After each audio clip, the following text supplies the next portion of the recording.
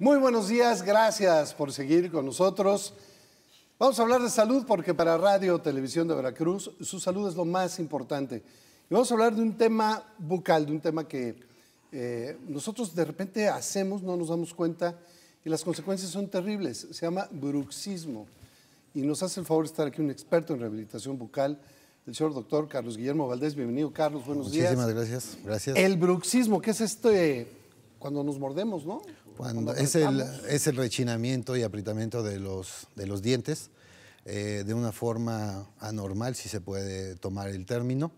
Y en algunas ocasiones el paciente no se da cuenta, no se percata realmente de que tiene esa manía, porque no es propiamente una enfermedad, es una manía, como el morder un lapicero, como meter algo en la boca y estarlo jugando.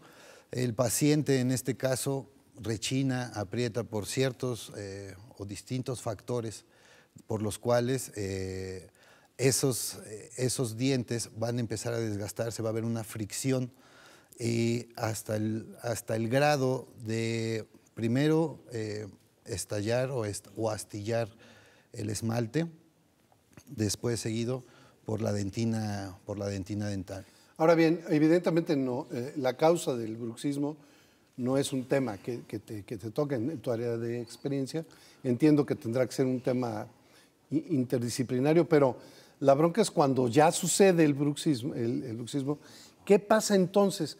¿Cuáles son estas consecuencias que quiero entender que no se queda solamente en el astillamiento o en el tema de la dentina? Tiene consecuencias serias que necesariamente van a repercutir entonces en la masticación, en la deglutación, en la digestión necesariamente. Así es. En el primer estadio del bruxismo, en este caso, es la inflamación de las encías o la gingivitis simple.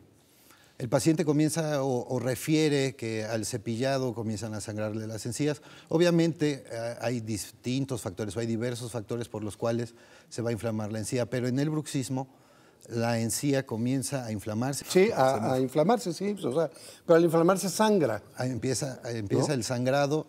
El paciente al morder, al cepillarse, comienza a haber una salida de sangre en la espuma cada vez que se enjuaga. Y este paciente comienza a preocuparse. Seguido de eso, la dentina en los dientes de nuestros pacientes comienza a desgastarse, comienza a haber una degradación. ¿Cuál es la dentina? Perdón, Carlos. La dentina es la primer capa que se ve en los dientes. Del esmalte, lo que vemos es... perdón, la segunda capa que se ve después o sea, primero se acaba el esmalte. Y después la dentina. Una vez, es como un vidrio, ¿sí? Vamos a suponer que tú tienes un vidrio en casa y de repente hubo un golpecito y se astilló. Ese es el esmalte. Ese es el esmalte. La parte interna, que es la dentina, comienza a desgastar y los túbulos dentinarios comienzan a exponerse o a estar expuestos. ¿Se ven? No se ve. Comienza a estar expuesto y el paciente comienza a tener una hipersensibilidad dental, es decir, al tomar frío, caliente, incluso al aspirar por boca, comienza a haber un dolor. Así es, comienza a haber un dolor dental y posterior a eso ya los dientes completamente están desgastados y las rehabilitaciones posteriores son desafortunadamente... Antes de que me hables de la rehabilitación como tal, sí. ¿Qué consecuencias al resto del organismo tiene tener los dientes con nuestra dentina expuesta y estas cosas? En primer lugar, la encía se inflama. Segundo, los dientes comienzan a desgastarse. Tercero, la musculatura de cuello y cara comienza a verse afectada. Comienzan a haber dolores de cabeza, dolores de cuello, muchas veces dolores de espalda, en el pecho, y el paciente no sabe qué es lo que está pasando. Seguido es que al momento de comer, obviamente, dolor dental, se fatiga al masticar el paciente. He escuchado a algunos pacientes que me dicen, es que como, y me tengo que detener, y se sujetan luego la mandíbula y dicen, es que me canso. Al bostezar me duele, en fin, una serie de síntomas y sintomatología que nos presentan los pacientes. Y entonces cuando ya tienes que reparar en ese en ese estadio de la enfermedad, ¿tienes que operar? Pregunto, Carlos, ¿o puedes intervenir sin necesidad de operar? La operación es el último recurso en el bruxismo. ¿Por qué es el último recurso?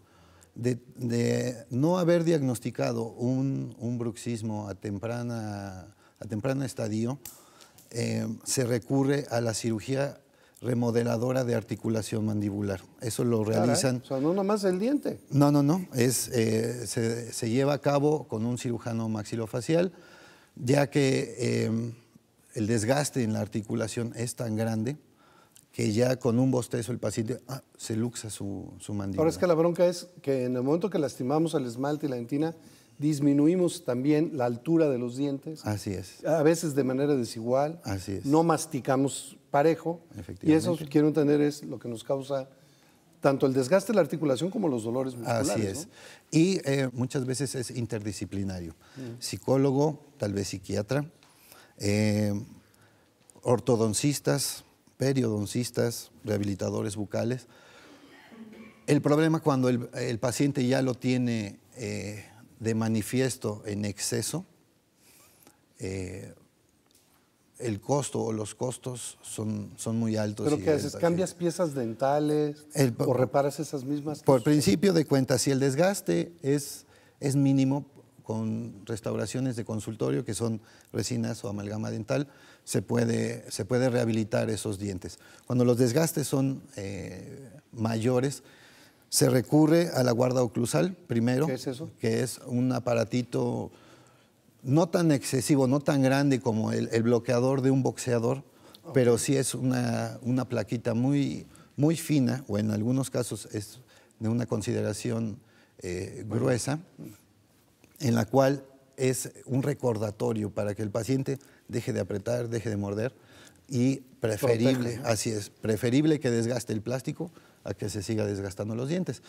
Acto seguido es si las encías están ya muy maltratadas, recurrimos a la cirugía periodontal con el cirujano periodoncista. Recurrimos a la rehabilitación con coronas de porcelana en los pacientes en casos verdaderamente graves. Y por último, si es necesario, la remodelación con el cirujano maxilofacial. Y todo esto de nada serviría, y por eso lo que decía Carlos es muy importante en términos del psiquiatra o del psicólogo, porque el bruxismo no es un detonante bucal, es un problema de ansiedad básicamente, entonces hay que encontrar el punto que provoca esa ansiedad y resolverlo. Efectivamente. Porque si no, tú haces toda esta remodelación en la boca y de todas maneras vuelves a desgastar. El consejo o lo que yo les comento a mis pacientes una vez que se rehabilita es, mira, si ya rompiste algo natural que son tus dientes, obviamente las coronas, las restauraciones es muchísimo más fácil. Claro.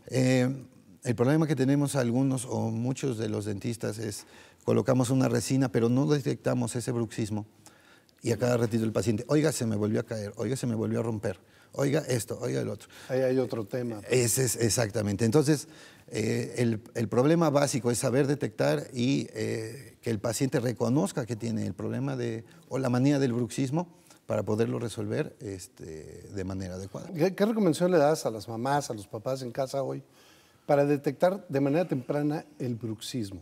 La primera etapa, o lo primero que nos comentan, bueno, en mi historia clínica, cuando hago la entrevista a los pacientes, casi siempre van acompañados, les pregunto, ¿ronca?